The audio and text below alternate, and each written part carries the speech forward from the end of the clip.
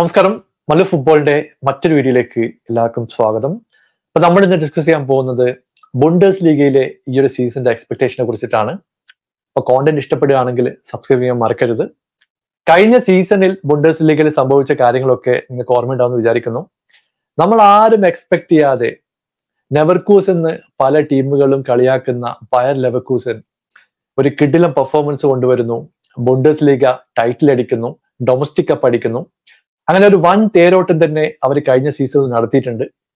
എന്നാൽ ജാബി അലോൺസോ ലെവർകൂസന്റെ ഒരു ലെജൻഡായിട്ട് മാറിക്കഴിഞ്ഞു എന്നുള്ള കാര്യത്തിൽ യാതൊരു സംശയവുമില്ല. കാരണം മൾട്ടിപ്പിൾ കപ്സ് ആണ് ലെവർകൂസൻ ഒരു സീസണിൽ സ്വന്തമാക്കാൻ കഴിഞ്ഞത്.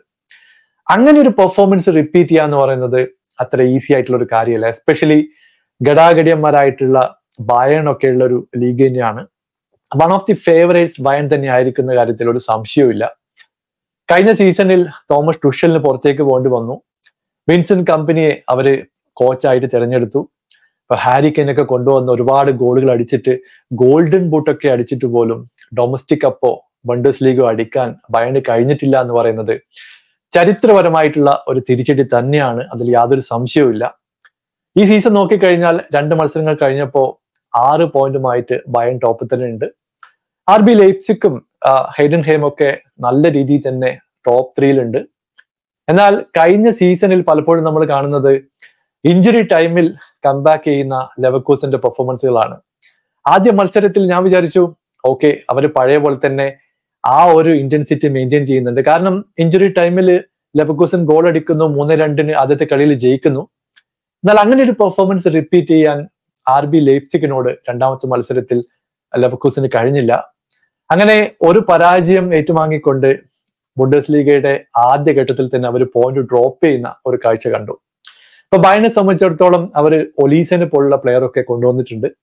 റൈറ്റ് വിങ്ങിൽ ഒരു പോസിറ്റീവ് ആയിട്ടുള്ള പെർഫോമൻസ് പുള്ളിയുടെ സൈഡിൽ നിന്ന് കാണുന്നുണ്ട്. മൂസിയാല നല്ല ഫോമിലാണ്.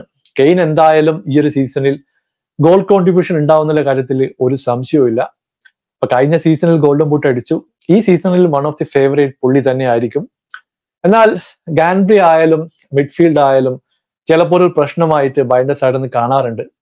ഇപ്പോൾ ഡീലിറ്റ് പോയത് ചിലപ്പോ ഒരു തിരിച്ചടി ആവാനുള്ള ചാൻസ് നമുക്ക് തള്ളിക്കളയാൻ പറ്റില്ല. അതിന്റെ പ്രധാനപ്പെട്ട ഒരു കാര്യം പൊമിക്കാനോ അല്ലെങ്കിൽ കിമ്മിങ് ജാ, ഈ 2 പേരും ചില മത്സരങ്ങളിൽ കിടുവായിട്ട് കളിക്കും, ചില മത്സരങ്ങളിൽ ഒരു ആവറേജ് അല്ലെങ്കിൽ ബിലോ ആവറേജ് പെർഫോമൻസ് ഒക്കെ നമ്മൾ കാണുന്നുണ്ട്.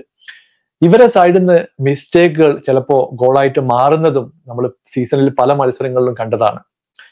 ഇത് ഒരു ലോങ് സീസണൊക്കെ ആകുമ്പോൾ എങ്ങനെ അവരെ പ്രശ്നങ്ങളിലേക്ക് കൊണ്ടുവിടുന്നുള്ള കാര്യത്തിൽ നമുക്കിപ്പോ വ്യക്തമായിട്ട് പറയാൻ പറ്റില്ല.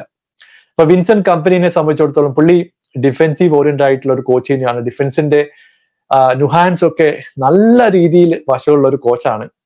അതുകൊണ്ട് തന്നെ ഗോൾ ലീക്കേജും സെറ്റ് പീസിന് വരുന്ന എററൊക്കെ തടയാൻ വേണ്ടി തന്നെ ആയിരിക്കും പുള്ളിയുടെ ഒരു പ്രൈമറി ആയിട്ടുള്ള ഒബ്ജക്റ്റീവ് എന്ന കാര്യത്തിൽ ഒരു സംശയമില്ല.